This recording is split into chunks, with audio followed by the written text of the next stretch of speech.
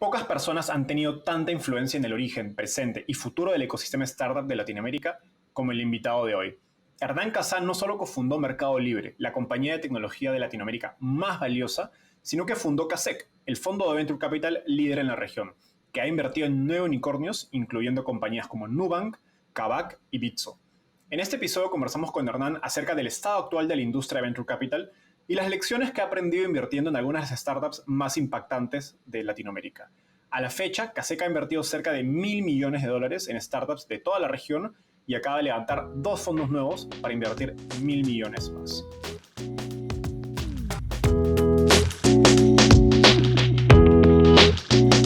Hola Hernán, ¿qué tal? ¿Cómo estás? Bienvenido al podcast Startupeable. Hola Enzo, un placer estar aquí. Gracias por la invitación.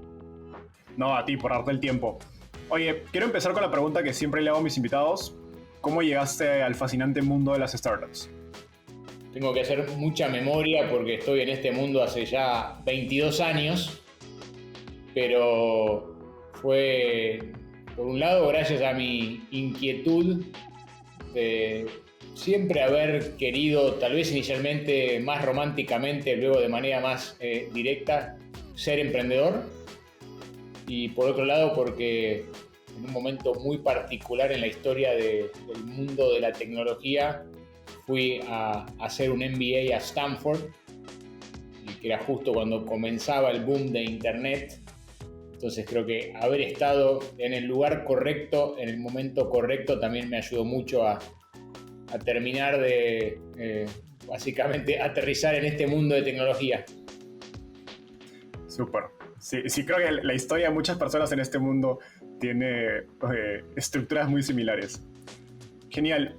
Oye, Kasek es una marca que los que estamos en el ecosistema startup reconoce, sin duda, pero no necesariamente es el caso de gente que puede ser nueva en el ecosistema o que está ajena. Cuéntanos brevemente qué es Kasek Ventures y por qué crees que se ha convertido en uno de los fondos de inversión en startups líderes de Latinoamérica. Kasek es un fondo de Venture Capital, que como bien dices es un concepto que tal vez se entiende muy bien en otros mercados, ni hablar en el Silicon Valley, pero que era un poquito ajeno a otras partes del mundo y muy ajeno a Latinoamérica. Entonces nosotros, habiendo sido emprendedores con Mercado Libre en los primeros 10, 12 años de nuestra carrera, nos dimos cuenta que justamente faltaban venture capitalists en Latinoamérica y que es un componente esencial en estos ecosistemas de innovación, ¿no? Donde sin duda se necesitan grandes emprendedores, sin duda se necesita también algún tipo de oportunidad de mercado y algún contexto general relativamente positivo, pero también para que la rueda gire se necesitan inversores. E idealmente inversores que entiendan cómo funciona este mundo, que puedan complementar a los emprendedores con conocimientos estratégicos, con apoyo hasta psicológico cuando las cosas no salen tan bien y el emprendedor necesita algún espaldarazo. Y nosotros, con nuestra experiencia como emprendedores, conociendo muy bien cómo funcionaba ese mundo en el Silicon Valley, nos parecía que había una oportunidad para traer eso a Latinoamérica, y es lo que hemos hecho. Hoy nosotros nos presentamos como emprendedores asociándonos con fundadores, no como inversores alocando capital, ¿no? Y creo que eso en parte explica quiénes somos, eso en parte creo que demuestra lo que hemos venido haciendo, y creo que también en parte refleja por qué hemos tenido éxito, ¿no? Porque sin duda la suerte siempre juega un rol importante, pero además de eso, creo que hemos sido muy buenos socios para nuestros emprendedores. No, sin duda. Ahora, han pasado 10 años, si no me equivoco, desde que empezaron Kasek, 2011, corrígeme si me equivoco. Sí, el 1 de junio lo hemos decretado como nuestra fecha de nacimiento, así que en unos pocos días vamos a cumplir la primera década como inversores. Wow, es Es curioso cómo este mundo del Venture Capital es tan largo que, digamos, el feedback o la retroalimentación de las acciones de uno tardan mucho tiempo, ¿no? En decir, ¿sabes qué? Me fue bien o me fue mal, ¿no? A diferencia de otras profesiones. Alineado a eso, ¿cuáles han sido los cambios más significativos en el ecosistema que has visto en nuestra región? ¿Y cómo ha evolucionado Kasek, su estrategia, el equipo, en respuesta a eso? Sí, primero que nada creo que el comentario que hacías respecto a cuánto tiempo uno demora en esta industria para demostrar que realmente está haciendo las cosas bien es tal cual. De hecho, la industria se la conoce con este concepto de la curva en forma de J, ¿no? Porque uno en un periodo corto de tiempo arma un portafolio, no sé, de 20 compañías. De esas 20 compañías hay 4, 5, 6 que rápidamente empiezan a tener problemas. Después probablemente va a haber un grupo de otras 5 o 10 que van a estar bien, pero no van a hacer nada muy determinante. Y después hay un pequeño grupo a las cuales, si uno tiene suerte y se asoció con los emprendedores correctos y los puede ayudar, terminan realmente generando impacto extraordinario en el portfolio y en el ecosistema, pero esas demoran mucho tiempo. Entonces, uno rápidamente ve dónde se equivocó y tarda mucho tiempo en darse cuenta dónde uno acertó.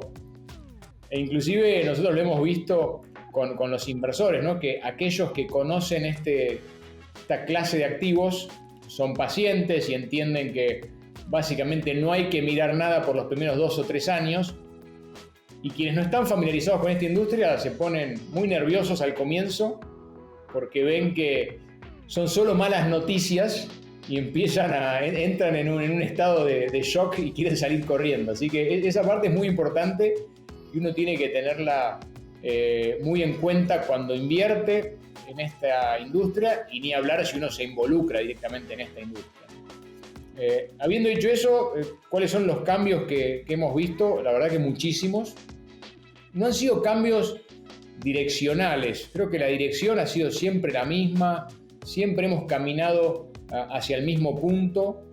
Lo que sí ha sucedido es que hemos tenido momentos de aceleración. Entonces ese punto que en algún momento de la historia parecía muy remoto, de repente parece que está a la vuelta de la esquina.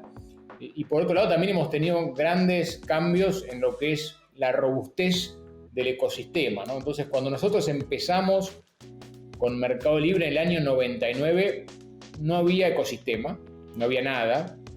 Inclusive en ese periodo de tiempo muy cortito, por el boom de .com que había en Estados Unidos, un poco de eso derramó en Latinoamérica y en algunos otros mercados. Entonces por una ventanita de unos 6, 12 meses parecía que había un ecosistema, pero cuando vino el famoso crash del Nasdaq, todo eso desapareció y como siempre decimos, pasamos a tener un invierno nuclear por unos, diría que 5 años por lo menos, ¿no? Donde no había nada. Ahora, durante todo ese tiempo Mercado Libre iba creciendo y tenía cada vez más usuarios, pero la actividad general en el sector era muy, muy baja. Nosotros siempre, desde ese comienzo bien temprano y mucho más después, cuando en el año 2011 empezamos con Kasek, creímos que estas tendencias muy fuertes de tecnología que se veían claramente en Estados Unidos, que se empezaban a ver en Asia, iban a suceder en Latinoamérica. No importaba cuál era el contexto macroeconómico, no importaba cuál era el contexto político, eran tan fuertes esas tendencias que iban a suceder en Latinoamérica. Lo que uno nunca sabe es exactamente cuándo van a pasar, ¿no? Entonces, como te contaba, en ese comienzo del 99 no había nada. Cuando empezamos ya con Kasek en el año 2011, había un ecosistema incipiente, había algunos fondos globales que estaban mirando Latinoamérica, había algunos fondos locales, tal vez más enfocados a los distintos países, algunos en Brasil, algunos en Chile, algunos en Argentina, algunos en México, mirando los ecosistemas locales, y empezaban a emerger algunos emprendedores con ganas de hacer cosas, pero era todo muy incipiente.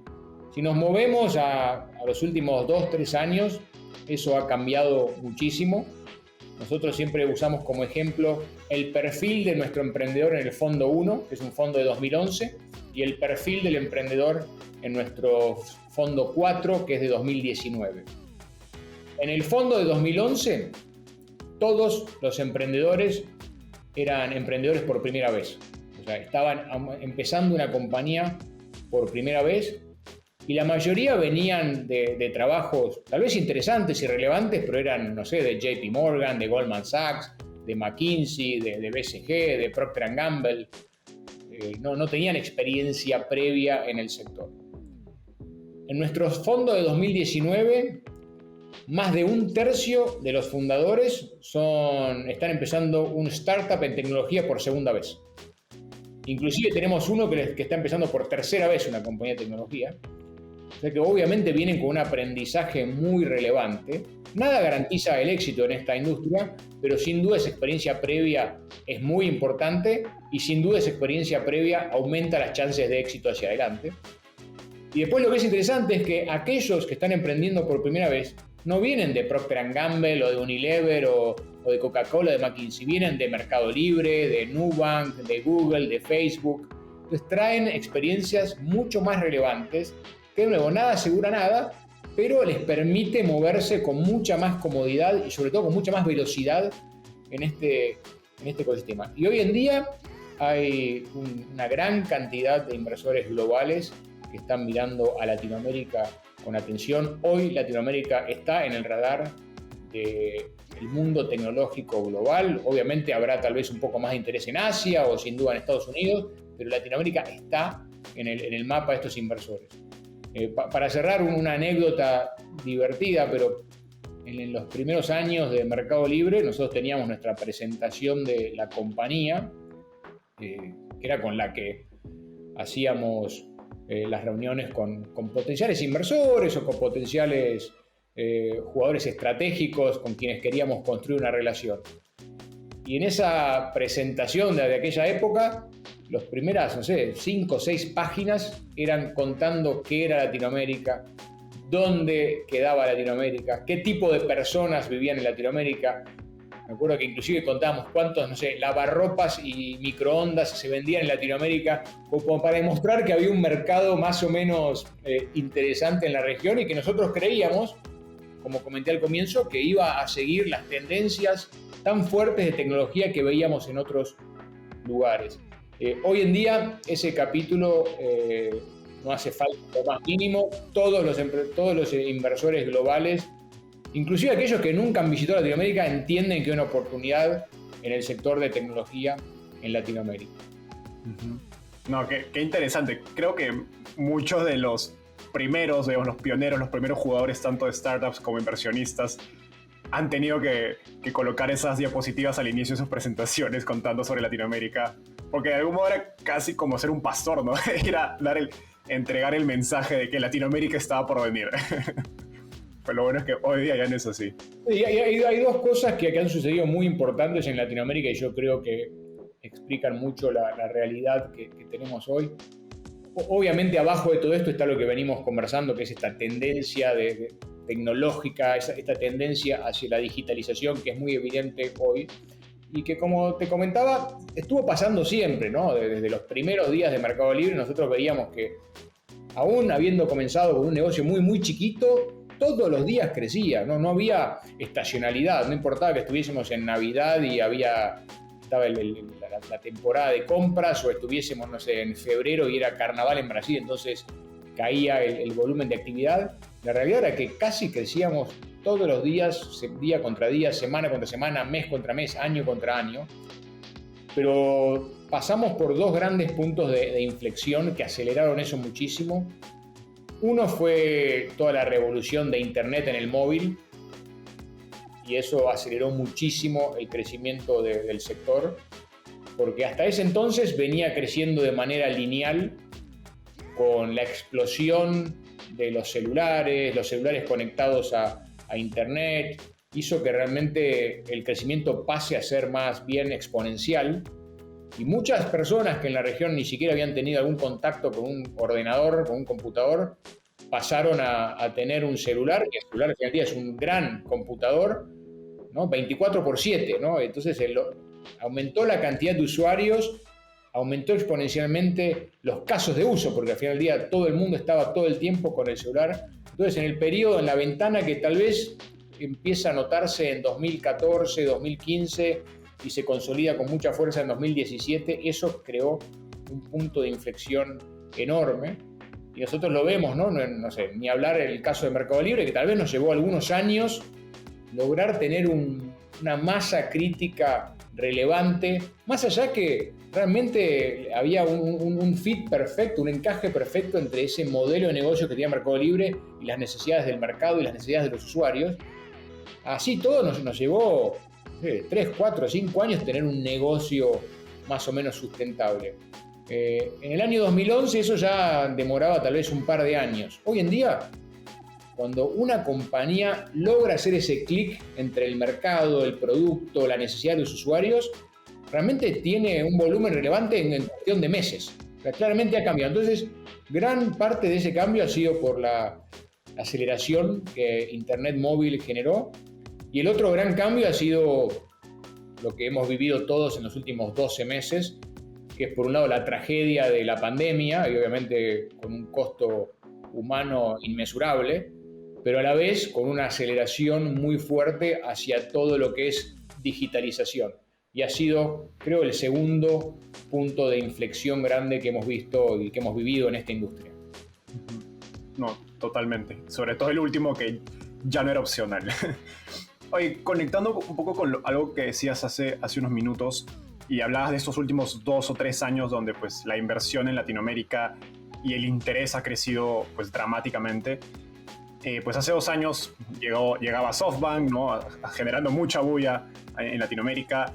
Y en los últimos meses, pues grandes fondos, digamos, tanto hedge funds como fondos de crecimiento, como Tiger Global, General Atlantic, entre otros, han empezado a invertir, la verdad es que cientos de millones de dólares en startups latinoamericanas, pero creo que no sorprende la cantidad, sino la velocidad con la que lo están haciendo. Y en los ojos de la mayoría de las personas ajenas al ecosistema, pues dirían, sí, esto parece una burbuja. ¿Cómo describes un mercado así? ¿Es más dinero siempre mejor? Sí, un pequeño comentario antes. Tiger Global y General Atlantic fueron los primeros inversores en ese growth stage que empezaron a mirar Latinoamérica. De hecho, ambos fueron los inversores ancla en el IPO de Mercado Libre en el año 2007. Y fueron inversores bastante activos en esa época, 2007, 2008, 2009, 2010, 2011. Después, sin duda, el anuncio de SoftBank y su mega fondo enfocado en Latinoamérica generó una atención increíble en la región y creo que aceleró las cosas para bien. Creo que SoftBank, de manera muy astuta, miró estas tendencias de las que venimos hablando y probablemente se dio cuenta que estaban aquí para quedarse antes que varios otros y empezó a invertir. La verdad que han armado un portfolio súper interesante de muy buenas compañías y al principio varios inversores, varias personas del sector decían poco están locos estos de SoftBank que están viniendo con tanto capital a Latinoamérica, ¿dónde lo van a meter? Y están inflando las valuaciones. Y después de la inversión de SoftBank, la mayoría de las compañías han levantado capital a valuaciones aún más altas de otros inversores, con lo cual SoftBank no estaba tan loco, sino que simplemente vio esa oportunidad antes que otros. Pero después otros empezaron a ver, y hoy en día el mercado es muy, muy activo. Nosotros, en total, a lo largo de los distintos fondos, tenemos un portafolio de más o menos 90 compañías. Hicimos 90 inversiones. Hoy el portafolio es más chico porque algunas se las hemos vendido, de algunas hemos salido, pero ese portfolio de 90 compañías ha levantado más de 10 billones o 10.000 millones de dólares de otros inversores, ¿no? Y son, sin duda, parte de eso es SoftBank, parte de eso es Tiger, General Atlantic, pero también muchos otros fondos. Porque hoy en día todos los fondos están mirando con atención a Latinoamérica. ¿Es mucho capital o no? Yo todavía estoy convencido que hay más oportunidades que capital, que lo que estamos viendo ahora, como hablábamos hace un minuto, es mucho más de lo que veíamos hace 10 años y es ridículamente más de lo que veíamos hace 20 años. pero todavía es mucho menos de lo que vamos a ver en 5 o 10 años. Entonces yo creo que realmente si uno mira el potencial que tiene el sector tecnológico en Latinoamérica, cuál es la penetración del sector tecnológico en Latinoamérica comparado con la penetración del sector tecnológico en Estados Unidos o en Asia, todavía hay mucho para crecer. Y después, más allá de eso, nosotros creemos que realmente gracias a la tecnología vamos a poder resolver una gran parte de los problemas que Latinoamérica tiene. Obviamente no todos, pero creo que a través de la tecnología cuestiones como acceso a la salud, acceso a la educación, acceso a servicios financieros, creo que van a poder ser resueltos a través de la tecnología.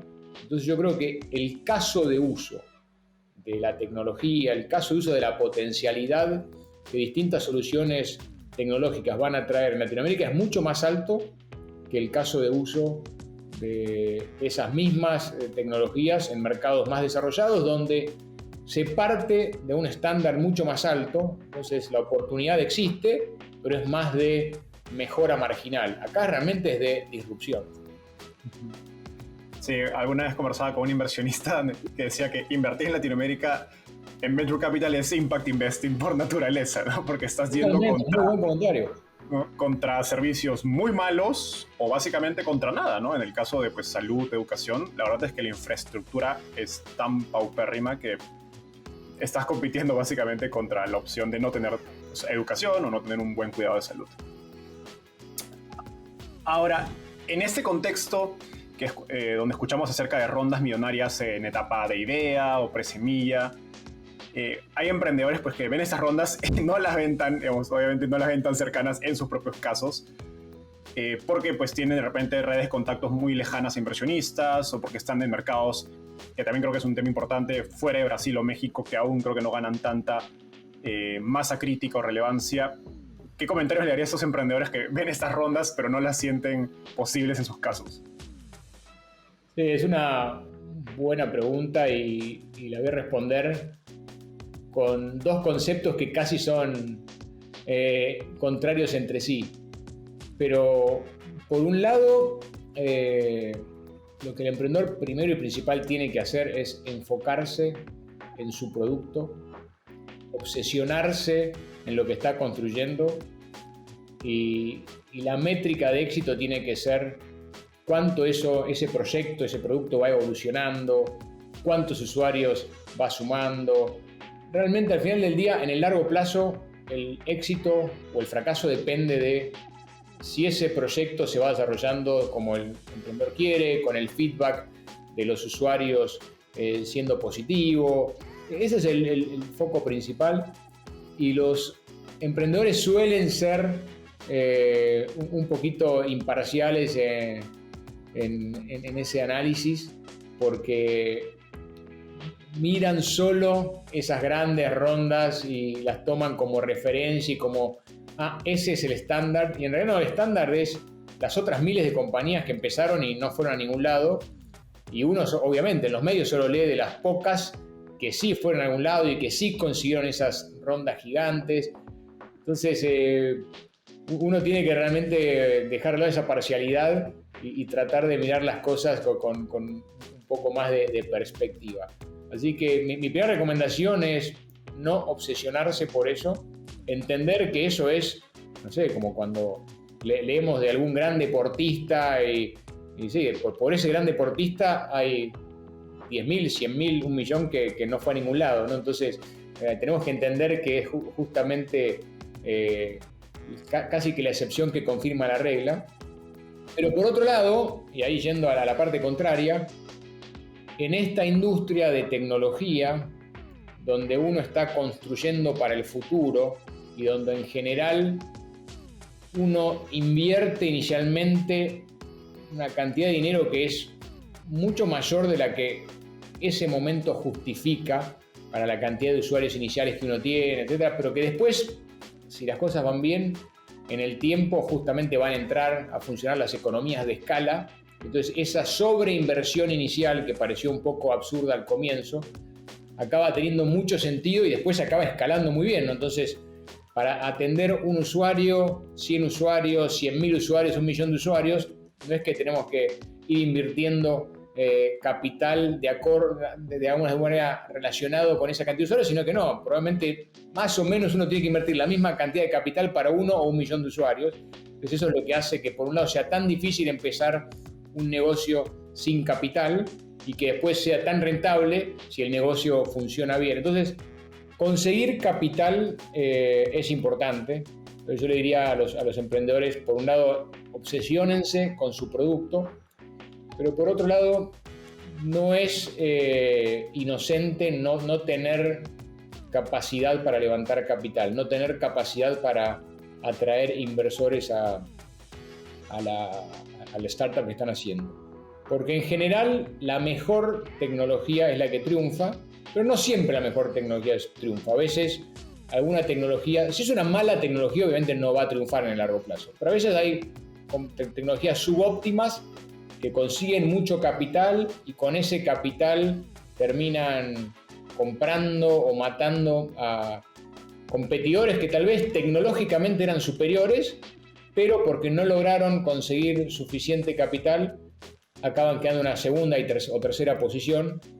Y una de las cosas que pasa generalmente en el mundo de la tecnología, sobre todo por esto de las economías de escala, es que el primero vale muchas órdenes de magnitud por encima del segundo o el tercero, ¿no? Entonces, no es menor no poder conseguir capital, pero al comienzo es todo alrededor del producto, así que enfóquense ahí. Genial, no, me parece un muy buen consejo. Y sí, creo que es un poco un sesgo, ¿no? Tratar de basar nuestra opinión únicamente en base a los medios y las portadas de revistas que vemos. Ahora, algo interesante que pasa en el ecosistema es que siempre hablamos sobre la competencia, ¿no? Y pues la gente comenta, oye, pues está Rappi, está viniendo Uber Eats, está viniendo, no sé, Didi, ¿no? Que son los chinos, está Nubank, y de repente va a entrar otro banco digital, o va a entrar Revolut, etcétera. Pero creo que no se habla tanto de la competencia del lado de los inversionistas, ¿no? Y creo que, digamos, y en base a eso va mi siguiente pregunta, porque creo que está pasando algo interesante donde, como decíamos algunos nombres, están viniendo muchos más inversionistas extranjeros, de Estados Unidos, de Asia, con bolsillos grandes, y creo que quizás en la gran mayoría respecto a la gran mayoría de inversionistas latinoamericanos con más experiencia, porque obviamente pues ya vieron la película hace algunas décadas en sus propias regiones. ¿Cómo es digamos, la competencia del lado de la industria Venture Capital en Latinoamérica? ¿Y cómo crees que los fondos locales pueden permanecer siendo competitivos frente a pues, estos fondos gigantescos que están llegando? Sí, yo creo que hasta ahora, en lo que es la etapa temprana de inversión, que es donde Kasek más se enfoca, ¿no? Que es semilla, serie A o serie B, la competencia por ahora ha sido moderada, diría. En general creo que Kasek ha conseguido todos los deals que quiso tomar.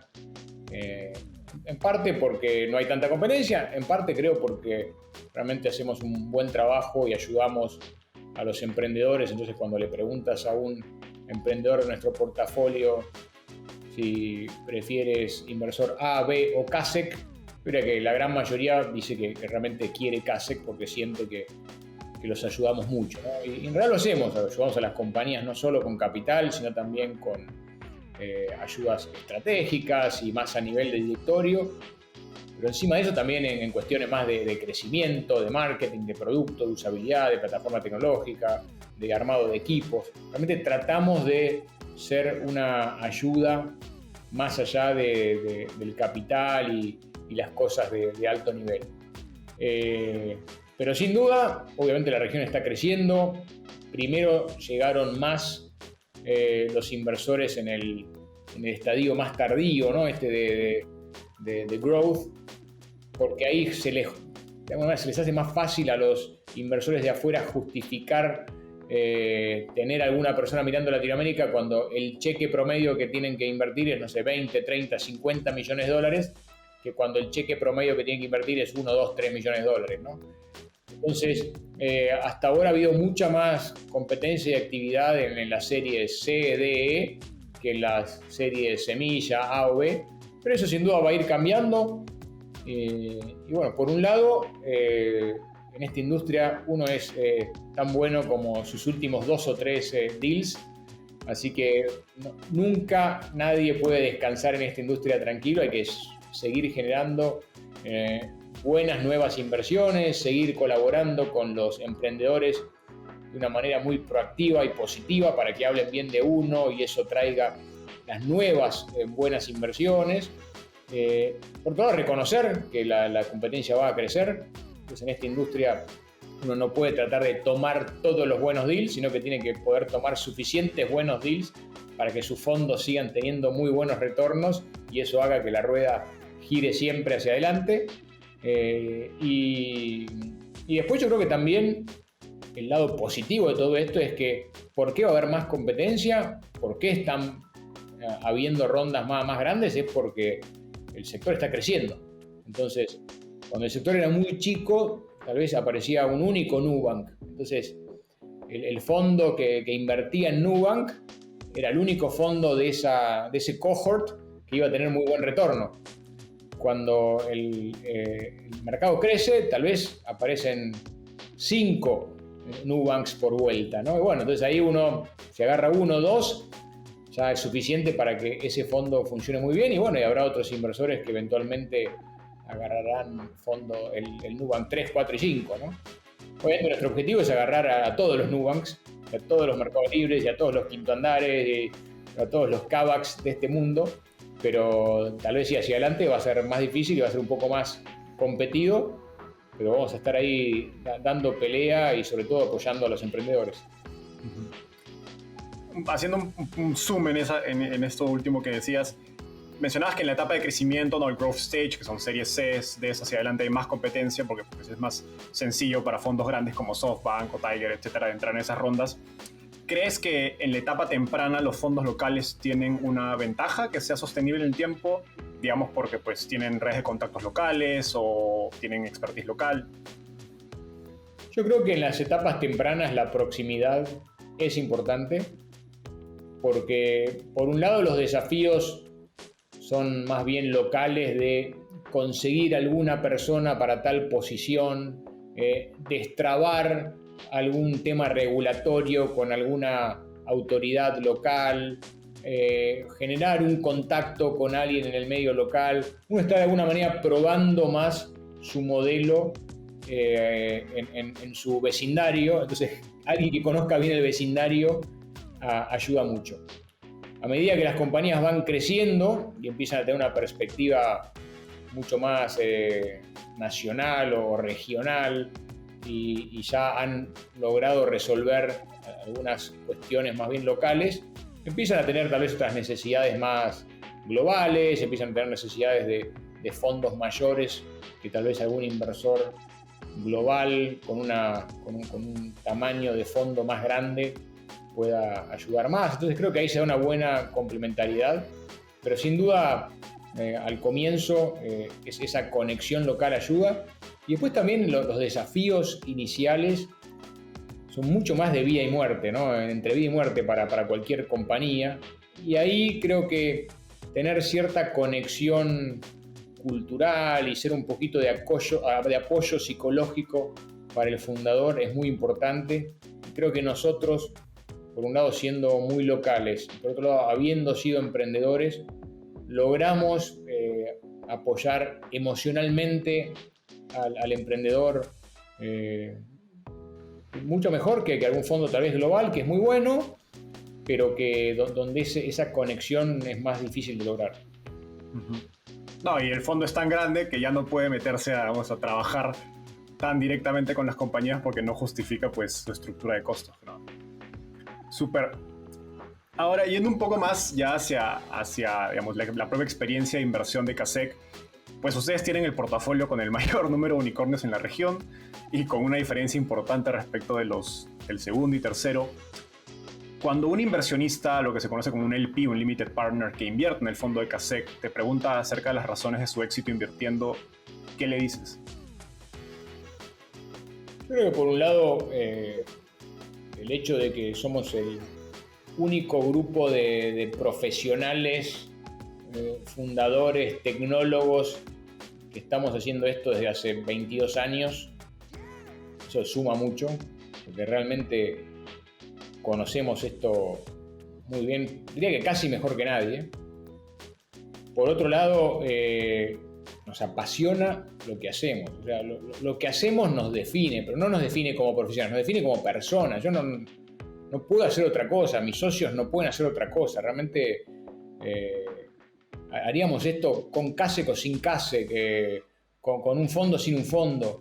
Entonces creo que eso se ve. Después creo que nuestra experiencia de operadores primero y ahora de inversores creo que nos permite identificar mejor ciertas cosas de los equipos fundacionales que terminan siendo muy importantes en el largo plazo y que tal vez otros inversores, que tal vez son muy buenos inversores, pero tienen una experiencia más financiera que operacional, que nunca fueron emprendedores, les cuesta un poquito ver.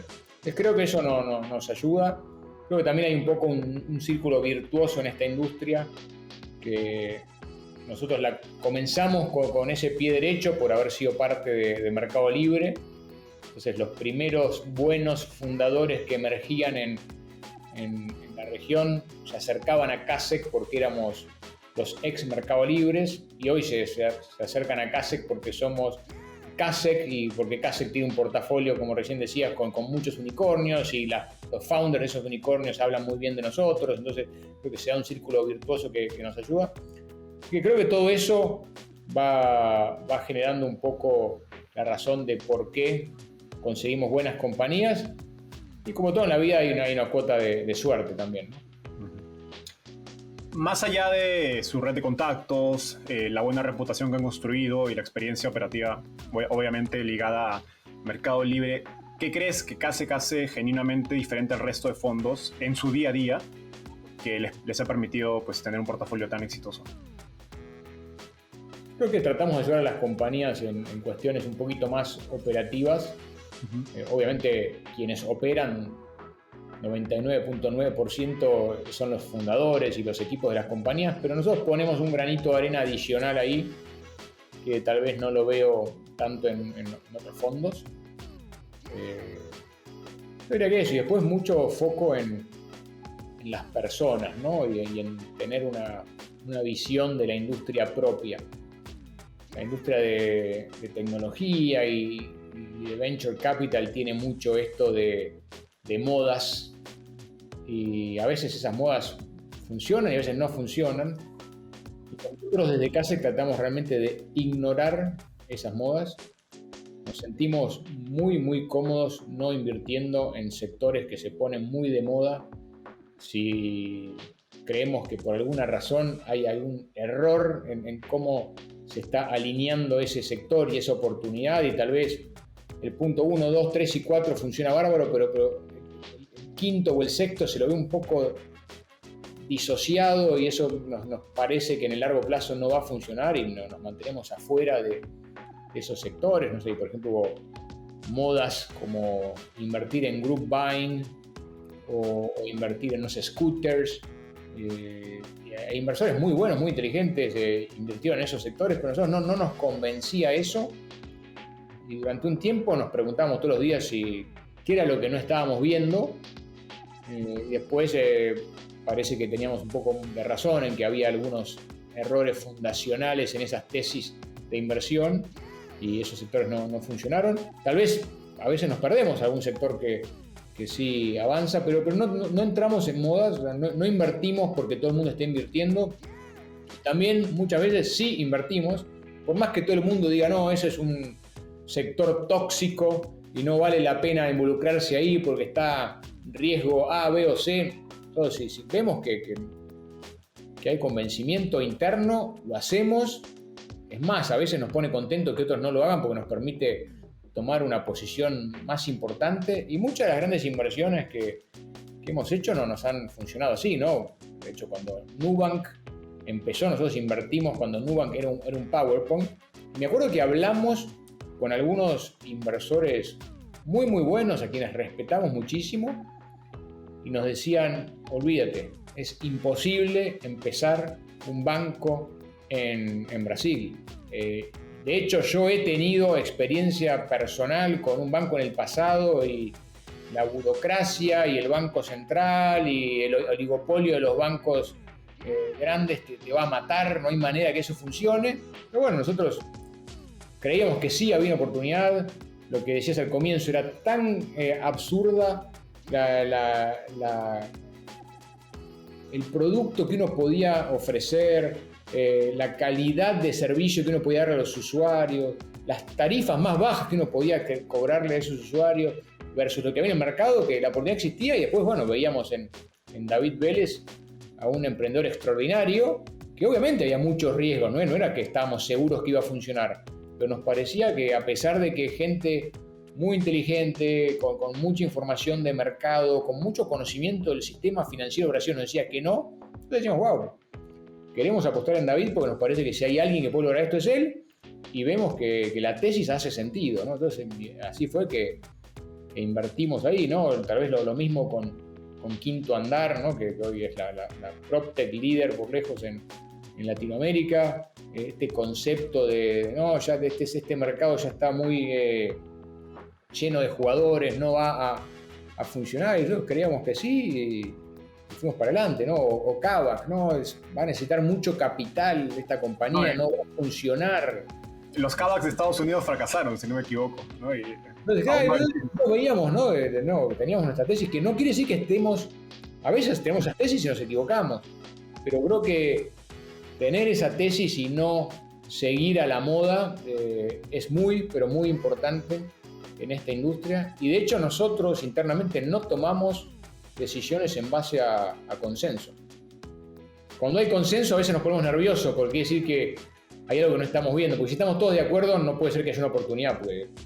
Y tomamos decisiones cuando sí una parte del equipo está muy convencida, pero no tiene que estar todo el equipo convencido. Y Notco lo mismo, Notco es una compañía que está tratando de revolucionar la industria de la alimentación a nivel mundial, y realmente invertimos cuando estaban vendiendo 3 frascos de mayonesa en Chile, y realmente una operación de 16 personas.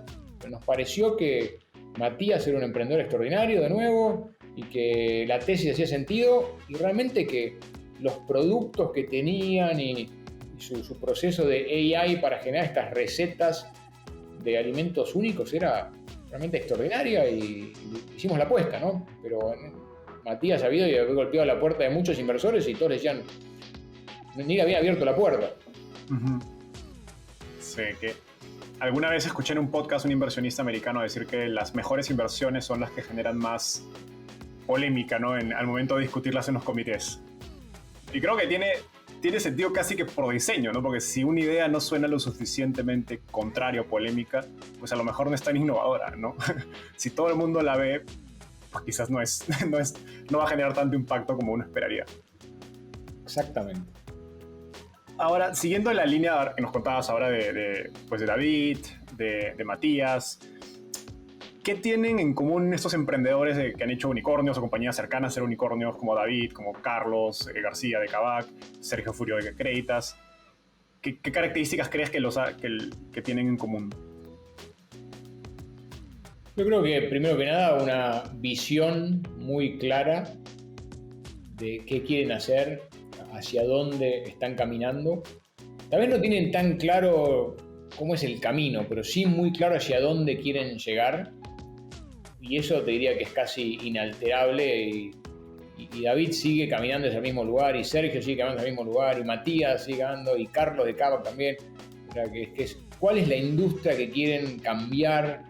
¿Cómo quieren que ese consumidor en el largo plazo se sienta? Eso lo tienen muy, muy claro. Después, bueno, el camino obviamente va modificándose de acuerdo a cuáles son los primeros pasos que toman, de acuerdo a cómo reacciona el mercado, de acuerdo a nuevas tecnologías que van emergiendo y permiten hacer distintas cosas mejor. Así que por un lado esa visión, después un compromiso irracional por querer que esa visión sea alcanzada.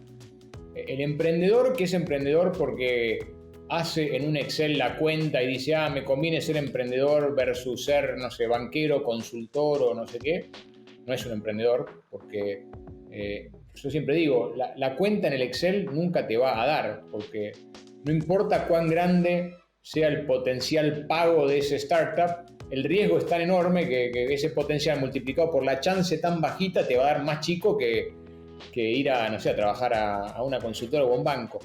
Entonces tiene que ser personas que dicen, no, a mí no estoy haciendo esto por la cuestión racional sino que es irracional. Yo no, como te decía antes, yo no me puedo definir casi que como persona si no me involucro en esto y no intento resolverlo, ¿no?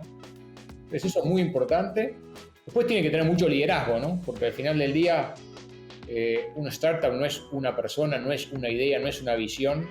En el día son muchas personas que hacen que las cosas sucedan. Entonces hay que traer al equipo realmente muy buen talento y para eso se necesita liderazgo, para convencer a otros, para que esos otros tomen esa visión del fundador como propia y también empiecen a tener casi que una pasión irracional por alcanzarla. Necesitan, como hablábamos antes, también al final del día traer inversores, ¿no? Y para traer inversores uno tiene que convencerlos, tiene que poder vender su idea, tiene que traer clientes. Entonces realmente es el liderazgo, ¿no? En un concepto amplio de traer personas para que se sumen al sueño propio es muy importante. Pues al final del día también tienen que ser doers, ¿no? Hay que ejecutar, hay que hacer que las cosas sucedan.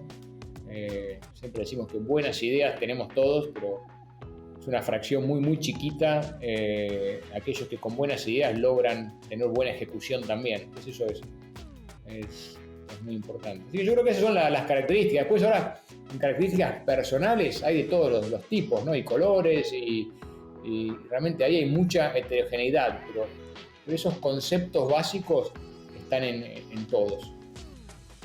Súper. Y yendo un poquito más en esa línea, hace un rato nos comentabas cómo en los primeros fondos de Kasek los emprendedores tenían un background más similar como MBAs, banca de inversión, consultoría, y ahora en los fondos más recientes son ex emprendedores o ex gente que ha trabajado en startups que ya conocías como Nubank o Rappi. ¿Cómo ves esto en términos de preparación? ¿Dónde crees que están? ¿Qué escuela crees que ha sido mejor para ser emprendedor? Digamos, si alguien quisiera decir, o sea, es que no quiero emprender hoy, quiero emprender en unos años, ¿qué debería hacer? ¿Qué recomendaciones le darías? Dos respuestas. Una es,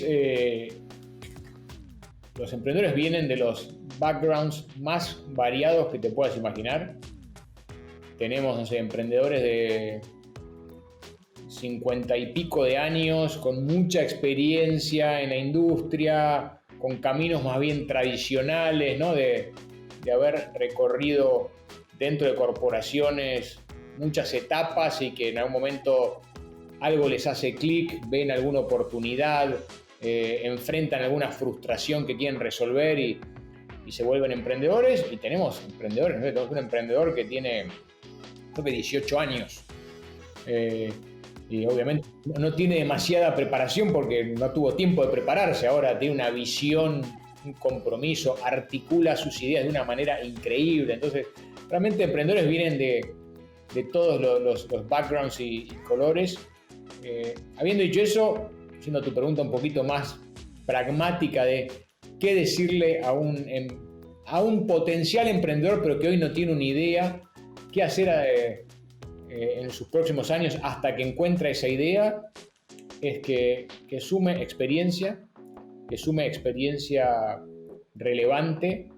Yo creo que aquellos emprendedores que son parte de alguna organización, estas que son consideradas escuelas, suman a su caja de herramientas algunos conceptos muy importantes que después terminan siendo útiles a la hora de armar el startup propio, porque empiezan a entender de procesos, de cómo armar equipos, de cómo establecer metas para que los equipos se enfoquen en esas metas y los vayan alcanzando, van generando algún tipo de network que les permite luego construir equipos o construir, no sé, relaciones con clientes o con potenciales inversores. Camino puede ser cualquiera, ¿no? No sé, las consultoras preparan muy bien en lo que es el concepto de high level thinking, ¿no? Y cómo estructurar la estrategia y esas cosas. También genera un buen network. Tal vez a veces a las consultoras les falta un poco lo que es manejo de equipos y de la operación, que al final del día es algo que uno no puede obviar cuando empieza una compañía. El que empieza en una compañía tiene eso de primera mano y yo creo que eso es muy, muy valioso y a veces no suficientemente valorado. Quien está en un banco está tal vez un poquito en el medio, ¿no? Pero realmente enfocarse en sumar experiencias relevantes para que cuando uno encuentre qué es eso que le quita el sueño por la noche y que no puede dejar de hacerlo, esté bien preparado. Bueno, en general yo diría más bien experiencias operacionales me parece que terminan siendo más útiles que estas experiencias más bien de mucha estrategia, pero poco mano en la masa, pero cualquiera es relevante al final del día, siempre y cuando idealmente sean estas escuelas o en experiencias muy, muy relevantes, no sé, en algún otro startup que está más o menos en el mismo sector, entonces uno vive de primera mano gran parte de los desafíos que después va a vivir, y haber vivido algo siempre ayuda para pasar una segunda vez por ese camino con un poquito más de éxito y, como decíamos antes, con más velocidad. Genial, no, me parecen muy, muy buenos puntos. Ahora me gustaría transicionar a un poco más tu rol como Venture Capitalist. Pues inicialmente Kasek invertía en etapas semilla y series A únicamente, si no me equivoco, en el primer fondo. En los últimos y en los siguientes fondos han empezado a hacer series B, C y en adelante. ¿Cómo, digamos, en tu caso como inversionista, cómo ha cambiado la manera en que ayudas a las startups a medida que estas han ido progresando, ¿no? Digamos, frente a ayudar a Nubank en etapa semilla versus ayudarle en una etapa serie C o serie D? Sí, nosotros siempre invertimos serie semilla A y B, siempre estuvimos haciendo ahí, más enfocados en semilla y A, pero a veces algunas series B, sobre todo cuando, por ejemplo, veíamos una compañía que nos gustaba mucho, con algún equipo fundador que nos entusiasmaba, pero tal vez había algo en el mercado que no nos terminaba de hacer clic, porque, no sé, tal vez había otros 5 competidores que estaban haciendo lo mismo y no estaba claro cuál iba a emerger como el ganador, o tal vez había una cuestión regulatoria que nos ponía un poco incómodos. Entonces, en esos casos, realmente vamos acompañando a las compañías y después terminamos invirtiendo en la serie B, obviamente más caro, pero también sin ese riesgo inicial que veíamos, o al menos con más claridad respecto a ese riesgo. Así que siempre invertimos eso. Lo que sí sucedió después es que a partir de nuestro primer Opportunity Fund y ahora que lanzamos el segundo Opportunity Fund, empezamos a invertir también en etapas más tardías en las compañías serie C, D, E. Y lo hacemos principalmente para seguir invirtiendo en las buenas compañías de nuestros portfolios iniciales. Que son compañías con las que venimos trabajando hace algunos años, conocemos a los founders y a los equipos muy bien, tenemos inside information, ¿no? Porque estamos adentro de las compañías y vemos cómo operan, vemos cómo van evolucionando los negocios, y cuando viene una nueva oportunidad decimos que bueno, sigamos invirtiendo, ¿no? Porque todavía a partir de acá vemos otros, no sé, 5x de potencial crecimiento, 10x. Así que lo hacemos por eso.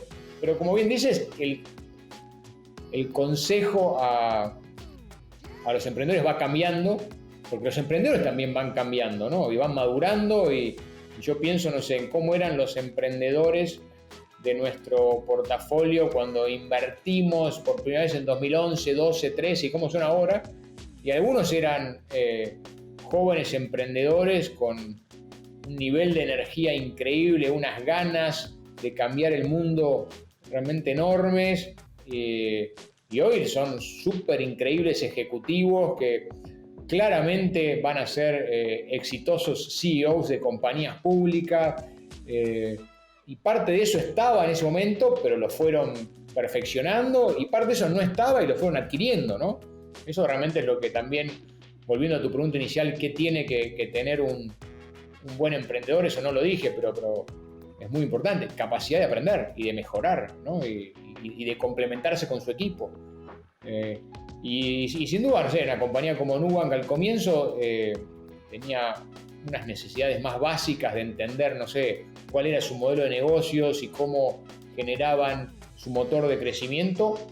Y hoy tiene Nubank uno de los equipos más destacados de la región, con unos profesionales increíbles que en muchísimas áreas nos podrían dar realmente una clase magistral de cómo hacer las cosas a nosotros, ¿no? Porque realmente en muchos aspectos nos han superado por varias veces. Pues sí, ahí los consejos empiezan a ser más desde el punto de vista estratégico, más de un sounding board, no de decirle al emprendedor qué debe hacer, sino más de decirle, opinas ¿por qué no miramos también a prima? Al final del día siempre, tanto en la etapa temprana como en la etapa más avanzada, el emprendedor es el que toma la decisión. Nosotros estamos ahí para sugerir ideas, para a veces hacer un poquito de pushback y asegurarnos que estamos tomando la decisión correcta con convencimiento y no porque es lo primero que se nos ocurre. Pero el que decide es siempre el emprendedor. En esas etapas tempranas hay un poquito más de ese ejercicio de rechequear las cosas y mucho menos de sugerir cosas, porque a esa altura el emprendedor y su equipo entienden mucho más de la industria, del negocio que nosotros. Qué interesante. Hernán, nos decías que llevas 22 años en esa industria, 12 en Mercado Libre, por cumplir los 10 como inversionista en Kasek. En este proceso de pasar de emprendedor a inversionista y obviamente profundizando en ser inversionista, ¿hay alguna idea acerca de cómo invertir en startups de la que hayas cambiado opinión cuando empezaste, digamos, versus hoy? Sí, creo que cuando empezamos Kasek, con Nicolás Secasi, que es mi cofundador de Kasek, creo que creíamos, como todo buen emprendedor, que teníamos muy claro cuál era la receta perfecta para ser inversor, porque habíamos sido buenos emprendedores. Y después nos dimos cuenta que una parte de eso era verdad y una parte de eso era falso, y que teníamos que aprenderlo. Creo que las cosas que más aprendimos, por un lado, es que como emprendedor, una de las características que también otra cosa, ¿no?, que los buenos emprendedores tienen, es que cada batalla la luchan hasta el final, ¿no? Y uno no quiere perder nunca a nada. Todo es casi que es vida o muerte, vida o muerte.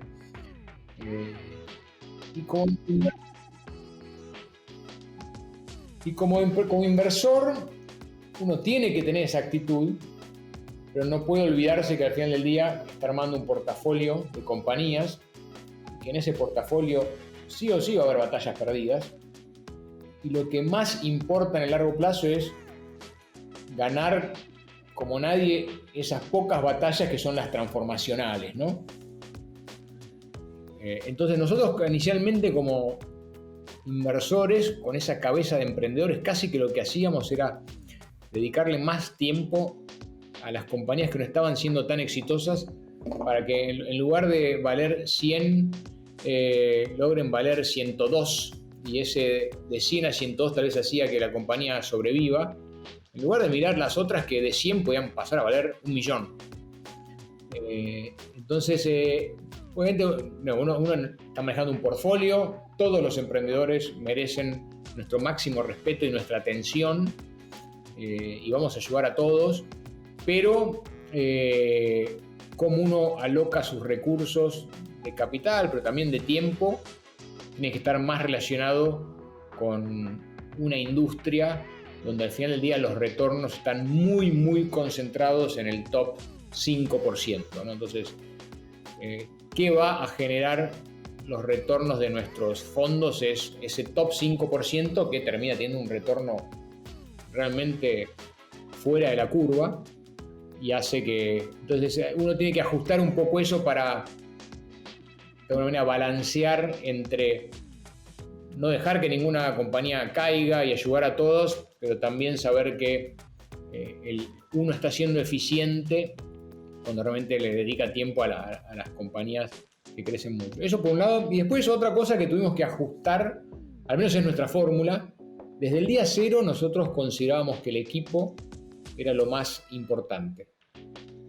Y obviamente también influenciados por nuestra experiencia en Mercado Libre, donde creo que una de las grandes cosas que hizo Mercado Libre fue tener un equipo inicial muy, muy bueno, que hoy, 22 años después, gran parte del C-Level y los ejecutivos claves de Mercado Libre son los que estaban con nosotros al comienzo, ¿no? Entonces, sin duda, siempre creímos en el equipo, pero creo que inicialmente como inversores poníamos al equipo como una de las condiciones, tal vez como la más importante, pero no como determinante. Hoy en día solo invertimos si el equipo está, si el equipo que creemos que puede llevar ese proyecto a 20 niveles más arriba es el que está al comienzo. Si vemos que no está el equipo, no importa cuán atractiva sea la industria, no importa cuánto nos gusten otras cosas, no invertimos. No. Y después una cuestión muy importante en esta industria es, al final del día, dado que el retorno del portafolio va a estar tan concentrado, uno tiene que asegurarse que esas posiciones pueden generar esos retornos extraordinarios. Y para generar retornos extraordinarios, la inversión tiene que cumplir dos cosas. Por un lado, tiene que tener mucho potencial.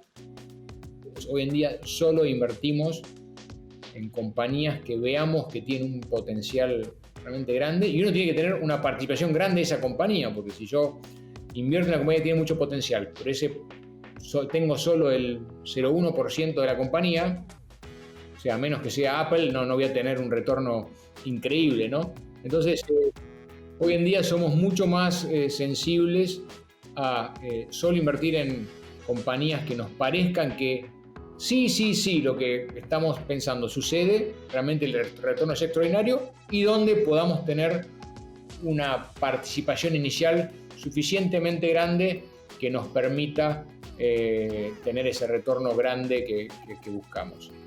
Son cosas que al principio tal vez si había una buena compañía invertíamos, por más que la potencialidad sea algo más modesta, donde también si había una buena compañía y lo que había para tomar de equity inicialmente era solo 5%, tal vez lo hacíamos, y hoy creo que sí, si no es 20%, tratamos de no hacerlo. Okay. Qué interesante, una de las primeras cosas que dijiste, porque el trabajo creo que de un venture capitalist es hacer un equilibrio entre esas empresas donde esas poquitas, digamos, los Nubanks, que definen tu retorno, pero tu reputación se define en las que les fue mal, ¿no? Y cuánto las ayudas y si no las dejaste pues al aire, ¿no? Y creo que es un balance para el que hay que ser bastante sabio, creo, ¿no? En alocar tu tiempo. Sí, creo que la reputación viene de los dos lados, ¿no? Si yo tengo un portafolio de inversiones que ninguna anda muy bien, pero todos los emprendedores me quieren, eso está bueno, pero no sé si es aspiracional para la nueva generación de emprendedores. Y si yo tengo un portafolio de Nubanks y Kavax y Bitsos, pero los emprendedores que no andan bien, no hablan bien de mí, tampoco sé si la próxima generación de emprendedores quiere estar conmigo, porque dice, sí, si te va bien, te va a ir muy bien, pero si te va mal, esta gente no te atiende el teléfono. Entonces es un fino balance que hay que manejar. Por eso siempre se dice que en esta industria es más arte que ciencia todo. Sí, totalmente. Oye, Hernán, llegamos a la parte final de la entrevista. A esta sección la llamo ronda de tweets. Básicamente te voy a hacer una pregunta y me tienes que responder en lo que te toma escribir un tweet, es decir, menos de un minuto. Entonces empecemos. Estoy viajando de Ciudad de México a San Francisco. ¿Qué libro debería leer? Uno de mis libros favoritos es Built to Last, que tuvo mucha influencia en el comienzo de Mercado Libre, y a pesar de que esté un poco outdated hoy por los ejemplos, creo que sigue siendo extraordinario. Súper. ¿Qué te gustaría cambiar del mundo de las startups en Latinoamérica? Tener más ingenieros y más capital. ¿Quién es un inversionista en Latinoamérica al que crees que debería entrevistar y por qué? A Nicolás Secasi, mi socio. Súper. Eso va a estar difícil de conseguirla, pero creo que entre tu introducción y la de Santiago de Tietanube quizás Nicolás me acepte. Oye, Hernán, un gusto tenerte acá. Pueden encontrar y seguir a Hernán en Twitter como @HernánK. Así que muchas gracias por tu tiempo y te dejo la posibilidad de unas últimas palabras. No, muchas gracias por la oportunidad, gracias por la invitación.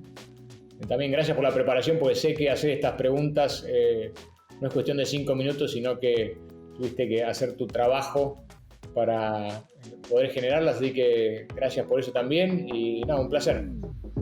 Super, Hernán, gracias, nos vemos.